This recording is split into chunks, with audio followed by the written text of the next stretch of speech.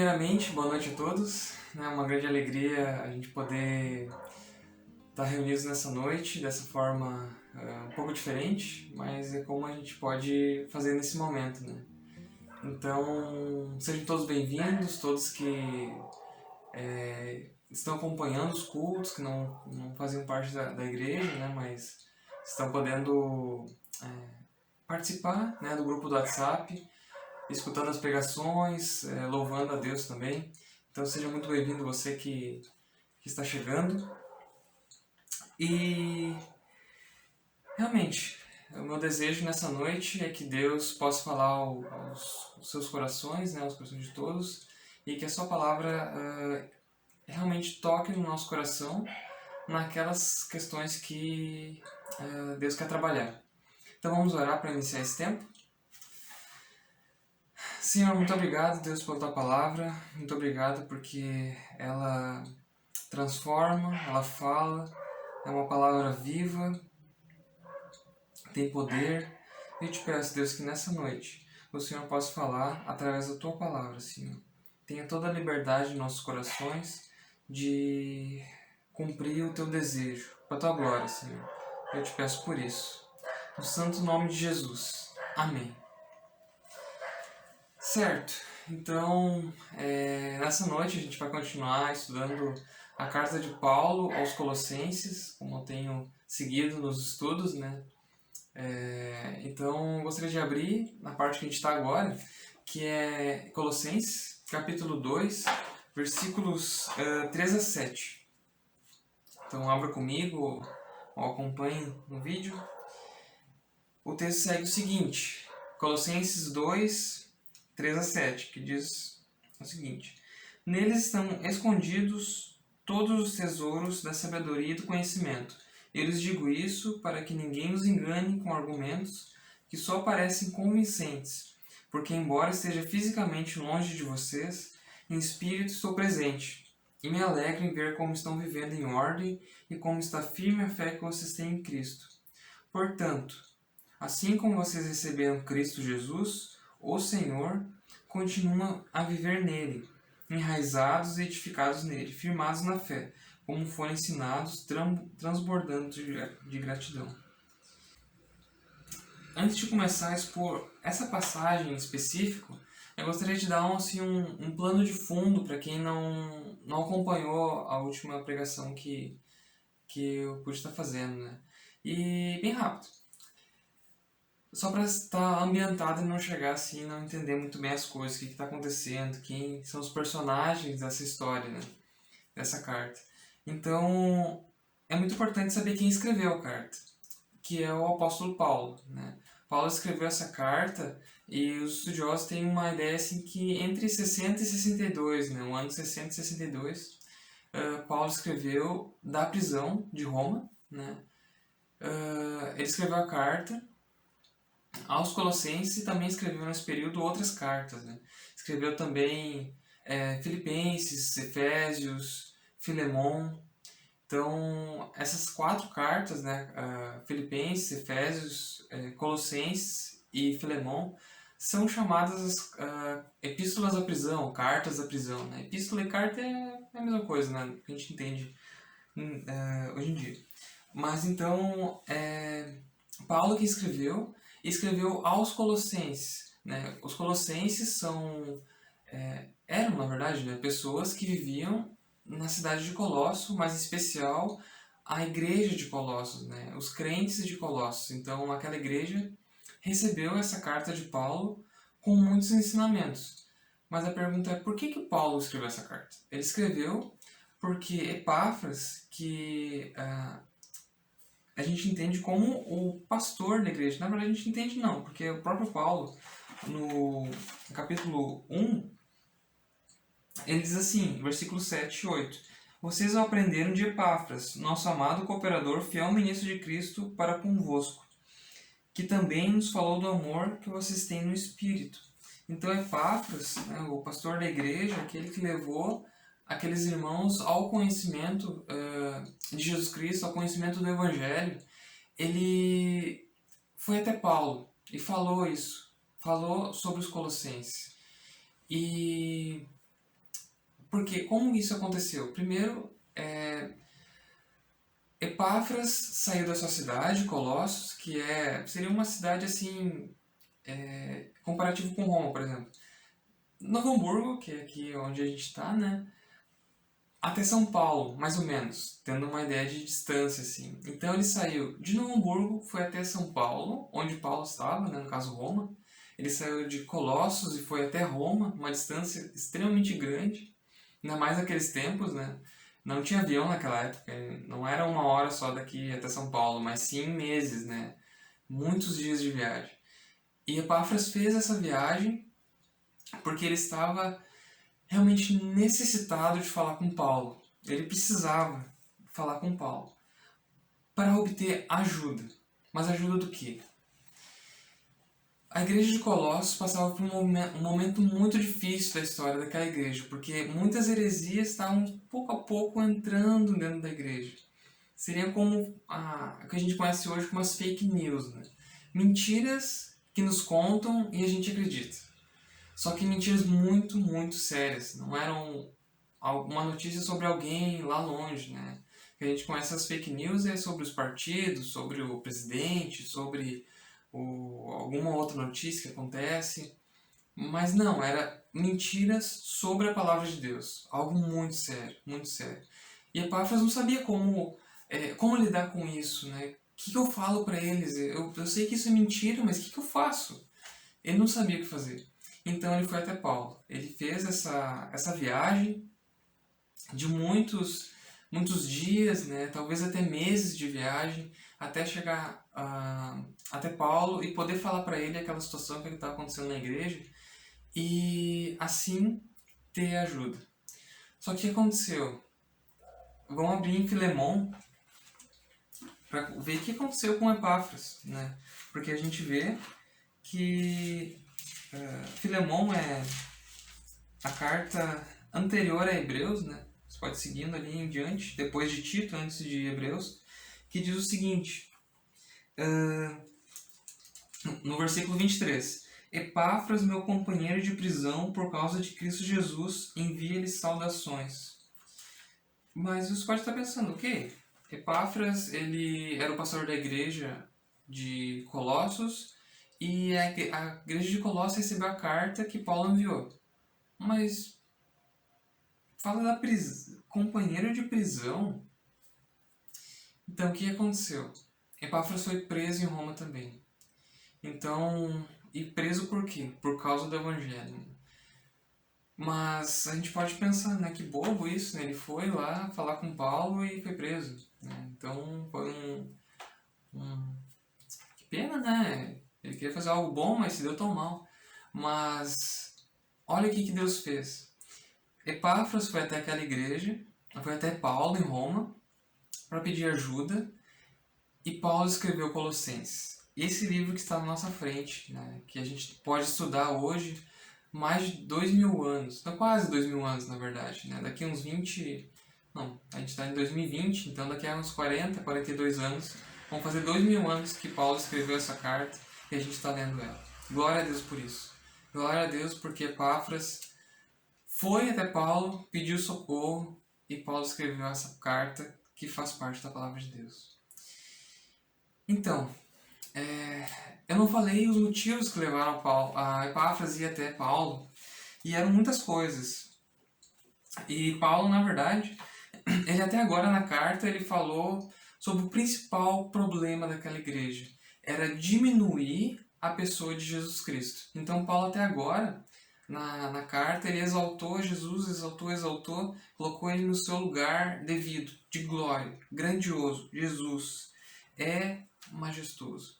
E até nesse versículo que a gente leu, o versículo 3, Paulo diz, nele estão, em quem? Nele, Jesus, estão escondidos todos os tesouros da sabedoria e do conhecimento. Então Jesus, ele foi colocado no seu devido lugar, como sendo o supremo. Né? A supremacia de Jesus, elevado, ele é tudo. Jesus é tudo, sobre todos. E Paulo fez isso na carta até agora. E aí ele vai tratar dos problemas da igreja, que era esse principalmente, mas como ele se dava, em vários elementos, né? A gente vai poder depois estudar nos próximos estudos que eu puder trazer, né, nas próximas pregações, falando sobre essas questões, que eram filosofias, conhecimentos humanos, né, a parte de Jesus para levar a um conhecimento mais elevado, escondido, que não era por meio da palavra de Deus, não era por meio de Jesus, e também outras questões que tratavam o Antigo Testamento, os rituais, as cerimônias judaicas, como algo que deveria ser observado pelos crentes, para quê? Para alcançar a salvação. E outro problema, visões, questões místicas, né? Até Paulo fala aqui no versículo 18, né? Não permitam que ninguém que tenha prazer numa falsa humildade e na adoração de anjos os impeça de alcançar o prêmio. Tal pessoa conta detalhadamente suas visões e sua mente carnal a torna orgulhosa. Então tinha umas questões de adoração a anjos, né? Outra forma de chegar até Deus que não era por Jesus, diretamente a Deus. Não. Eles tentavam ir por anjos.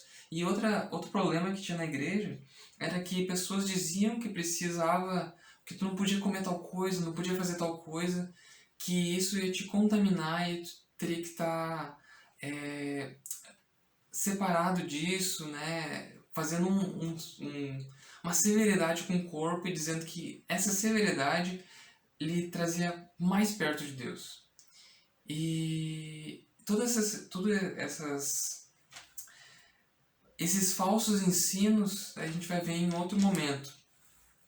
Mas Paulo, ele escreveu essa carta, como eu comentei, para poder mostrar que isso era mentira, mas mostrar a verdade que está na palavra de Deus, né? E no versículo 4 ele diz o seguinte: eu lhes digo isso para que ninguém os engane com argumentos que só parecem convincentes, né? Paulo, então, ele tem escrito essa carta, ele escreveu que em Jesus estão escondidos todos os tesouros da sabedoria e do conhecimento para protegê-los, né? Protegê-los de mentiras que com argumentos que só parecem convincentes. Eles parecem muito convincentes, algo assim que faz muito sentido, mas é mentira. Eles só parecem convincentes. Por exemplo, pensando hoje em dia, né? A gente pensar um pouco mais no nosso contexto. Porque as mentiras, elas existem desde sempre, né? Desde sempre existem coisas incorretas que as pessoas acreditam. E nos nossos dias, a gente escuta coisas como essa. Não sei se você escutou alguma vez. Não existe verdade absoluta. Não existe. Cada um pensa diferente. Não existe verdade absoluta. E você pode pensar, nossa, essa pessoa, né, fala com tanta propriedade, com tanta convicção nisso que ela está dizendo. Mas é verdade mesmo que não existe verdade absoluta? Se você pensar um pouquinho, usar só a cabeça, né? Só para pensar nessa frase, não existe verdade absoluta, a própria frase é uma verdade absoluta. Então você dizer que não existe verdade absoluta, na verdade você está dizendo que existe verdade absoluta. Porque aquilo que você está dizendo é uma verdade absoluta, né? E o que é uma verdade absoluta? É uma verdade que não... que é realmente aquilo. Por exemplo, o meu nome é Mateus. Eu não sou Mateus e Eduardo, eu sou Mateus. E essa é uma verdade absoluta. Existem muitas pessoas com o nome de Mateus, existem muitas pessoas com o nome de Eduardo, mas eu sou Mateus. E qualquer pessoa, em qualquer tempo, vai reconhecer que esse ser humano que está pregando agora é Mateus. E essa é uma verdade absoluta. Não tem como ser dois nomes ao mesmo tempo. Isso que eu seja Mateus é verdade, né? Então, existem esses falsos ensinos. Ou outro ensino, que ele é derivado dessa mentira. Que cada religião, que todas as religiões chegam a Deus. Você provavelmente já escutou isso, né? É muito comum, na verdade. as pessoas pensarem dessa forma, né? Mas se isso por acaso fosse verdade, seria o Deus do engano, porque não tem como duas pessoas pensarem coisas diferentes ao mesmo tempo, no mesmo sentido que sejam verdade. Não tem como pensar duas pessoas pensarem, ter opiniões diferentes sobre algo e as duas estarem certas ao mesmo tempo. Eu não posso. Isso não é possível. Não é possível que eu tenha uma opinião, que outra pessoa tenha uma opinião diferente e nós dois estarmos certos. Não é verdade. Por exemplo, imagina você, né? Você vai até o banco e fala para o atendente do banco. Então, eu acho que eu tenho 5 mil reais na minha conta. Né? Por favor, eu gostaria de sacá-lo esse dinheiro. E ele vai falar, desculpe senhor, ou desculpe senhora, infelizmente você não tem esse valor na sua conta. Você tem X. Mas você fala, não, eu realmente penso que eu tenho 5 mil reais na minha conta. E a pessoa vai ficar assim, como assim, gente? Você está maluco? Né? Não tem como você ir contra a verdade. A verdade é que existem tantos dinheiro na sua conta. Ou não tem nada. Também pode ser esse problema. E só porque você acha alguma coisa que seja verdade, não significa que ela é verdade. Né? A verdade é uma só. É uma só. A verdade é absoluta. E não tem como todas as religiões ser verdadeiras. Elas podem ser todas falsas ou existe uma verdadeira. E é realmente isso que eu creio. A palavra de Deus é a palavra verdadeira. Esse livro que a gente está lendo, esse livro que durou 2000 anos e é um dos livros mais atacados de todos, né? Tem muitos poucos manuscritos originais, por exemplo, de Aristóteles, né? Que é um profeta, não, um filósofo muito conhecido. Existem pouquíssimos, né? Desses filósofos conhecidos. Talvez eu tenha falado de Aristóteles errado. Não, eu acho que é certo. Tá, mas tem poucos materiais que provariam a existência das pessoas. Mas eles são inquestionáveis, não é? Com certeza, Aristóteles, Platão, esses outros filósofos gregos conhecidos, eles com certeza existiram. E em relação à palavra de Deus, que a gente tem milhares de manuscritos do Antigo Testamento, milhares do Novo, muitas versões, e as pessoas duvidam que essa é a verdade. Mas é inacreditável, porque a Bíblia mesmo, sempre atacada, ela se mostra como verdadeira. Isso é incrível. Isso é incrível. Por quê? Porque a palavra de Deus é historicamente confiável, o seu conteúdo é verdadeiro, porque ela foi escrita em mais de 1600 anos, de Gênesis até Apocalipse. Foram tomados mais de 1600 anos para ser escrita. E ela tem uma coerência, um conteúdo. Ela tem uma linha que começa em Gênesis e vai até Apocalipse. E essa linha é a linha de salvação que leva a uma pessoa. Ela leva a Jesus Cristo. Jesus Cristo é a expressão máxima da palavra de Deus.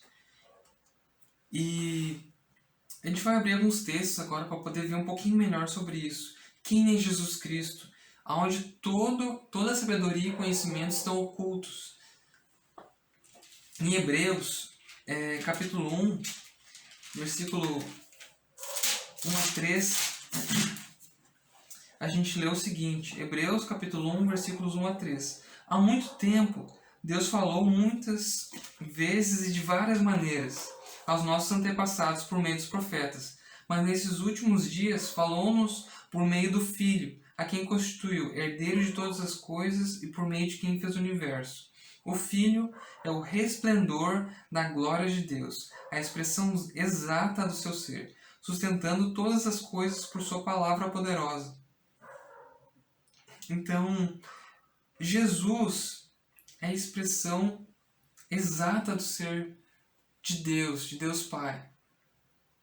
Em outro versículo, vou voltar só algumas páginas para trás, em Tito, Tito, capítulo 2, versículo 11 a 14, diz o seguinte: porque a graça de Deus se manifestou salvadora a todos os homens. Ela nos ensina a renunciar à impiedade e às paixões mundanas e a viver de maneira sensata, justa, piedosa nessa era presente, enquanto aguardamos a bendita esperança, a gloriosa manifestação de nosso grande Deus e Salvador Jesus Cristo. Ele se entregou por nós, a fim de nos remir de toda maldade e purificar para si mesmo um povo particularmente seu, dedicado à prática de boas obras. E aqui nesse texto, a graça de Deus é o próprio Jesus. Jesus se manifestou a nós. Se manifestou Salvador a todos os homens, ou seja, todos os homens podem vir a Jesus para ser salvos, todas as pessoas. E Jesus também é a palavra, a própria Bíblia chama Jesus de a palavra. Lá em João, no Evangelho de João, capítulo 1,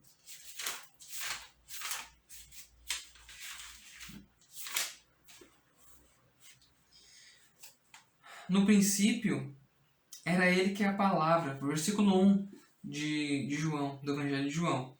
No princípio era aquele que é a palavra, ele estava com Deus e era Deus. Ele estava com Deus no princípio. Todas as coisas foram feitas por intermédio dele. Sem ele, nada do que existe teria sido feito. Jesus é a palavra. Jesus estava com Deus e era Deus. Jesus realmente é a expressão máxima da palavra de Deus.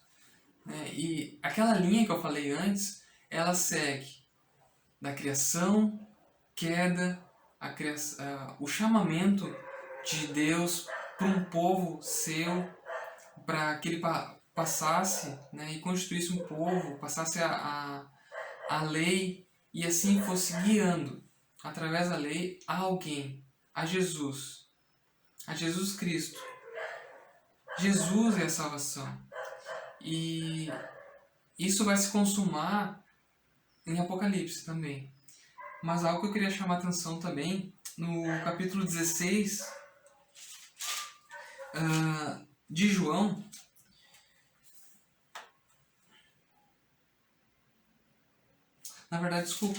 capítulo 14, versículo 6, sobre a verdade, o que Jesus fala sobre si mesmo. Jesus diz o seguinte: eu sou o caminho, a verdade e a vida. Ninguém vem ao Pai a não ser por mim. E Jesus é a única salvação. Jesus é a verdade. Jesus é o caminho. Jesus é a vida. Não há outra forma de alguém ser salvo. E se isso que eu estou falando é verdade, não tem como ser outra coisa ser a verdade. Ou eu sou enganado, ou eu sou certo. Uma das duas é possível. Não tem como todas as religiões do mundo chegarem ao Deus verdadeiro, porque elas têm opiniões diferentes sobre isso. Outras religiões não acham que Jesus é Deus. Jesus é só um profeta, alguém, um ótimo ensinador. Mas se a gente analisa a palavra de Deus, não tem como refutar a palavra de Deus. A Bíblia é irrefutável, ela é perfeita, ela é completa. Até um salmista diz que há limite para toda a perfeição, mas não há limite para a palavra de Deus. Ela é perfeita. E a palavra de Deus afirma, o próprio Jesus afirma, que Ele é o caminho, a verdade e a vida. Ninguém pode ser salvo a não ser por Jesus. Então, eu não sei o que você pensa sobre isso, se você realmente teve um momento no qual você encarou essa verdade.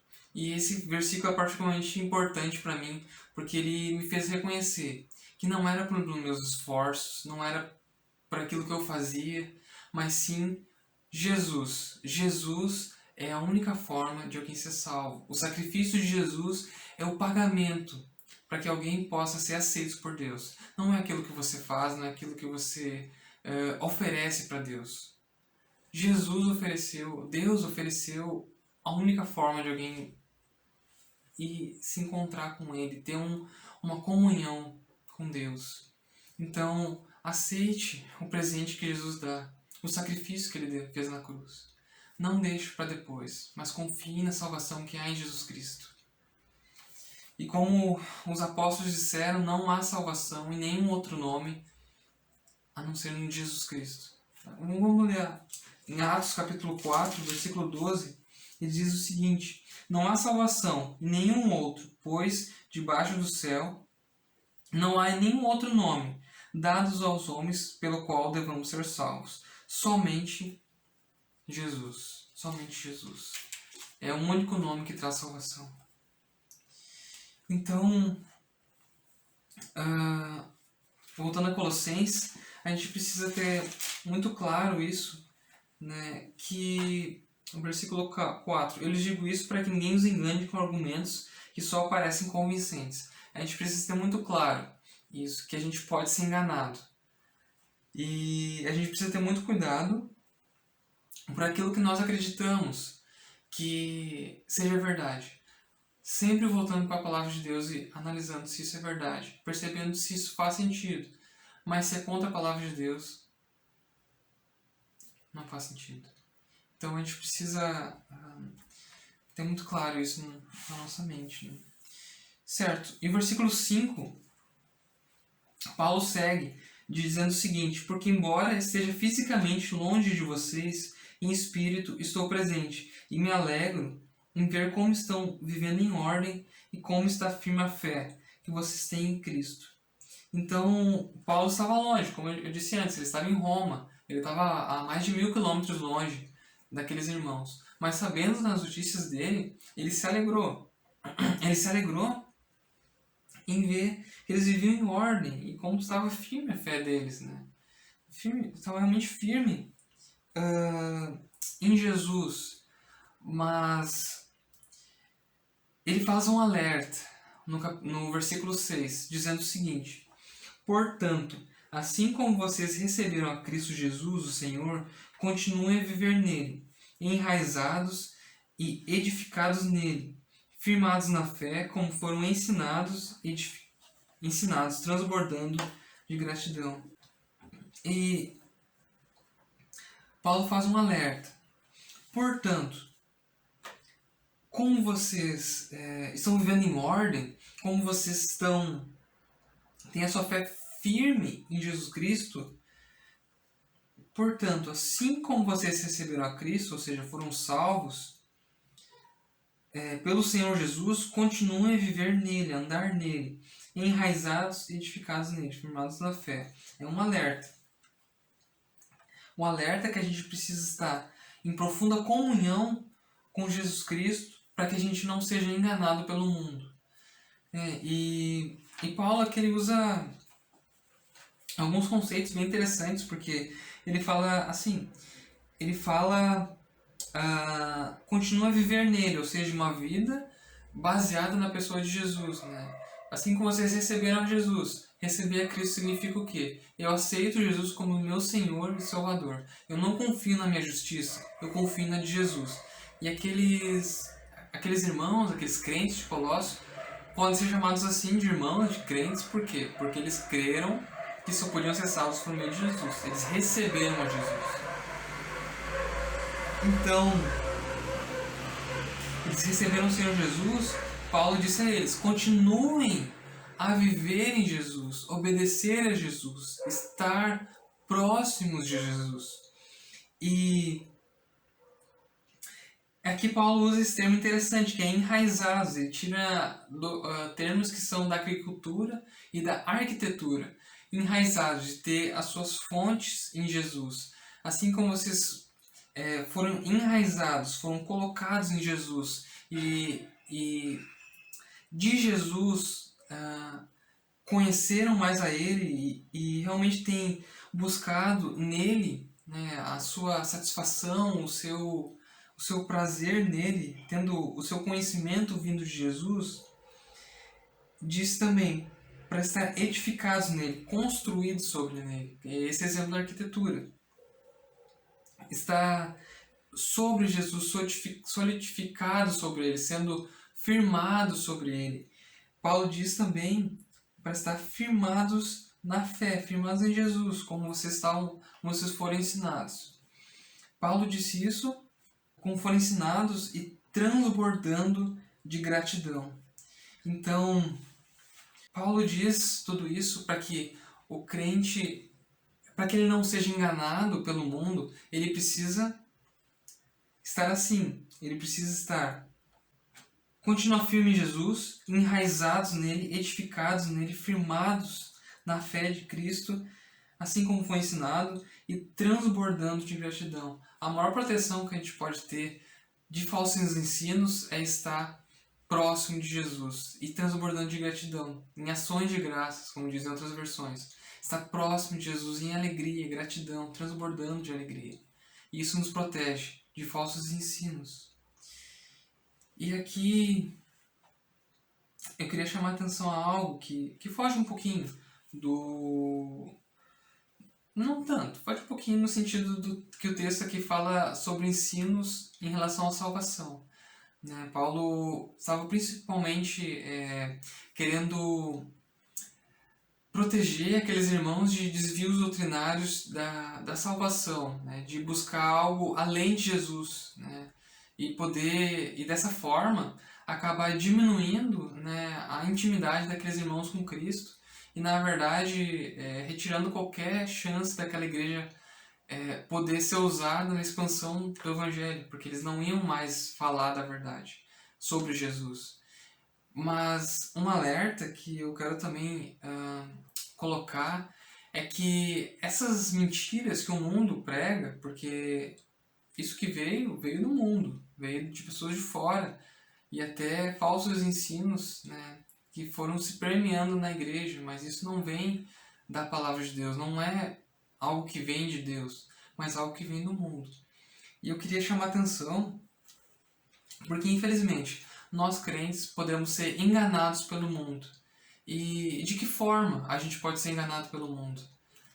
Por esses argumentos que só parecem convincentes, por coisas que parecem verdade, mas não são, ou até por desejos, por vontades, por inclinações que o mundo nos coloque e a gente, por não estar enraizados em Jesus, por não estar edificados sobre Ele, por não estarmos transbordando de gratidão ao Senhor, a gente pode ser enganado. Eu queria poder abrir em 1 João, capítulo 2, versículo 15 a 17, que João, em sua carta, ele fala sobre isso, que ele diz o seguinte: não amem o mundo, nem o que nele há. Se alguém ama o mundo, o amor do Pai não está nele. Pois tudo que há no mundo, a cobiça da carne, a cobiça dos olhos, a ostentação dos bens, não provém do Pai, mas do mundo. O mundo e sua cobiça passam, mas aquele que faz a vontade de Deus permanece para sempre. Nós podemos ser enganados. Ser enganados. Quando nossos olhos não estão em Jesus, a gente pode ser enganado. Como o mundo é enganado. Porque o mundo tem a cobiça da carne, o desejo pelos prazeres, os prazeres sem controle, os prazeres descontrolados. E isso a parte de Deus, né? O prazer em tantas áreas, né? A gente pode ser enganado nisso.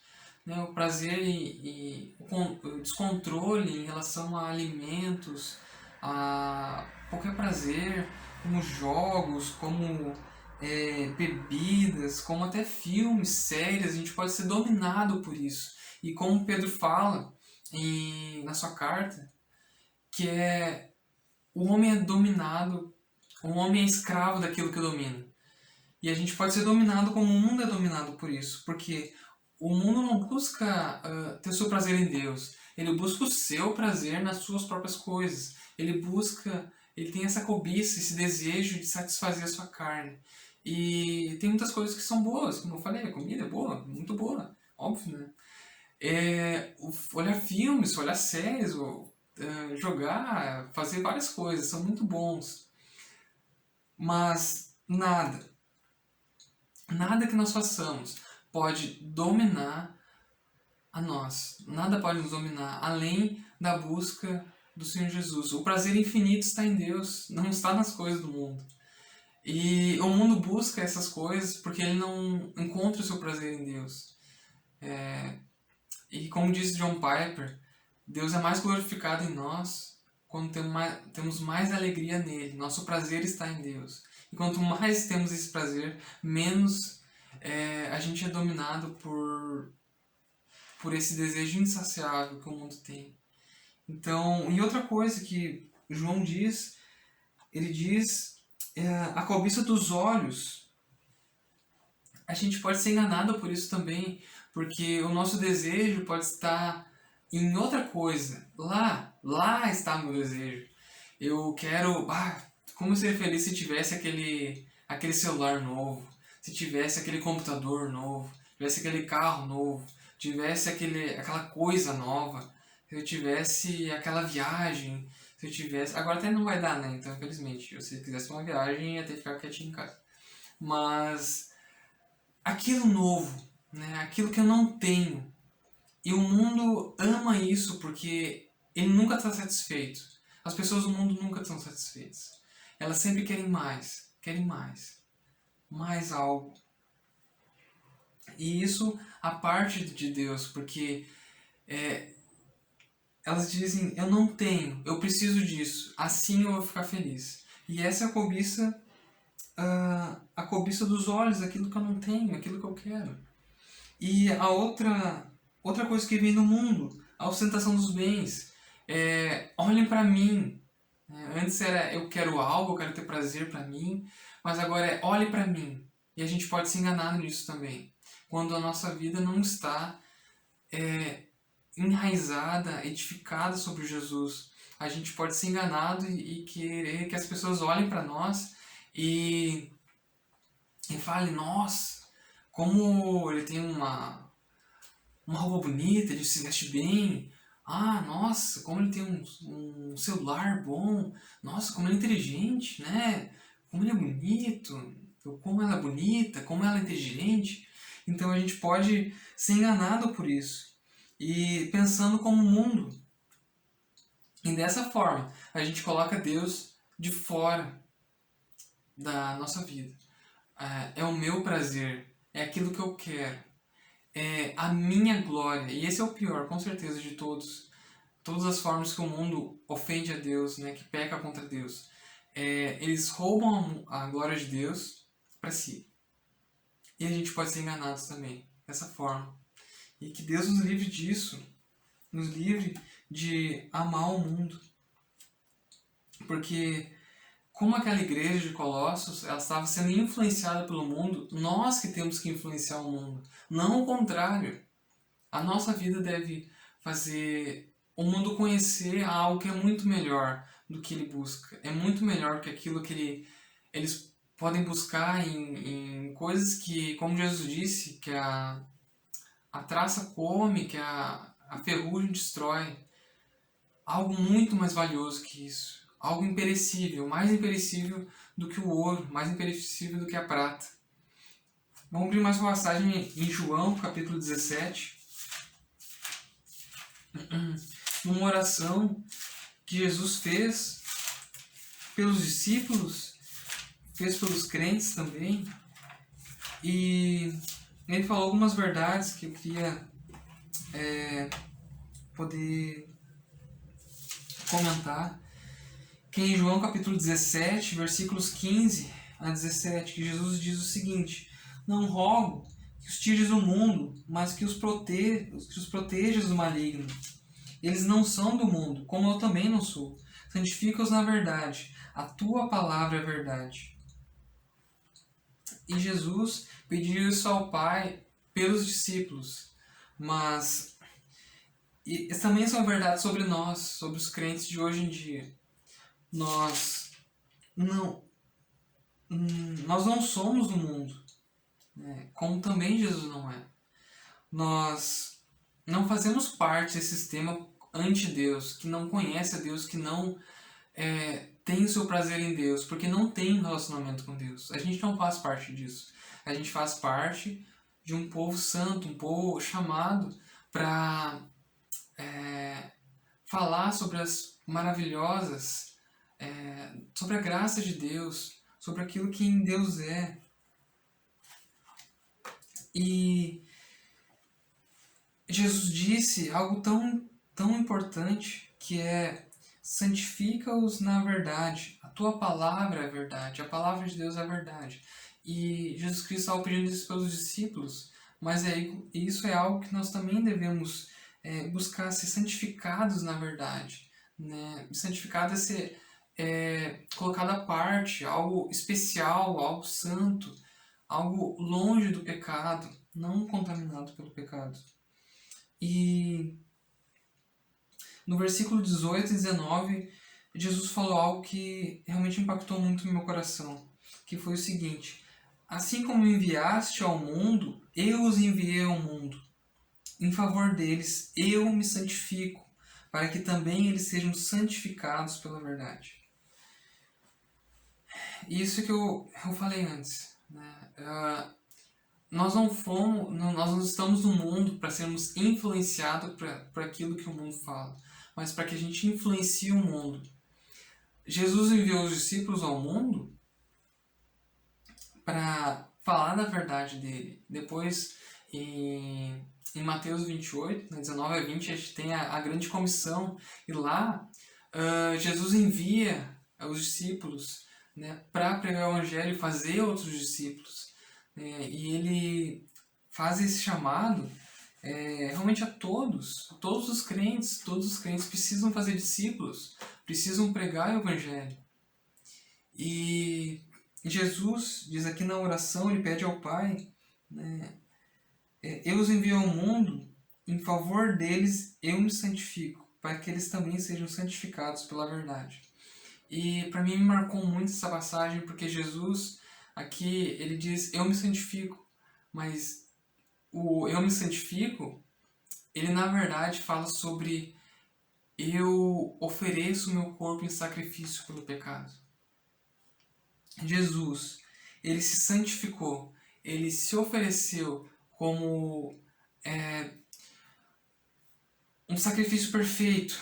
Ele se ofereceu como um sacrifício perfeito pelo nosso pecado. E se você é crente, Jesus se sacrificou por você para que você fosse santificado, fosse separado, santificado pela verdade. E fosse, na verdade, cada dia mais puro, mais santo, mais próximo de Jesus. Para quê? Para ser usado por Deus na evangelização desse mundo. As pessoas precisam saber da salvação que há em Jesus. E o nosso prazer precisa estar em Jesus, nele. Então, voltando para Colossenses capítulo 3, gostaria de encerrar lendo o último versículo, os dois últimos versículos, versículos 6 e 7, do capítulo 2, que diz assim: portanto, assim como vocês receberam Cristo Jesus, o Senhor, continuem a viver nele, enraizados e edificados nele, firmados na fé, como foram ensinados, transbordando de gratidão. Em que nossa vida possa realmente transbordar de gratidão por aquilo que Deus fez, que a gente possa estar enraizados, edificados em Jesus e realmente sendo santificados pela verdade da palavra de Deus. Que Deus fale ao nosso coração. E as próximas pregações, então a gente vai poder analisar essas falsas doutrinas que estavam entrando na igreja de Colossos. A gente vai poder aprender um pouquinho mais sobre a palavra de Deus e sobre aquilo que Deus tem a nos falar.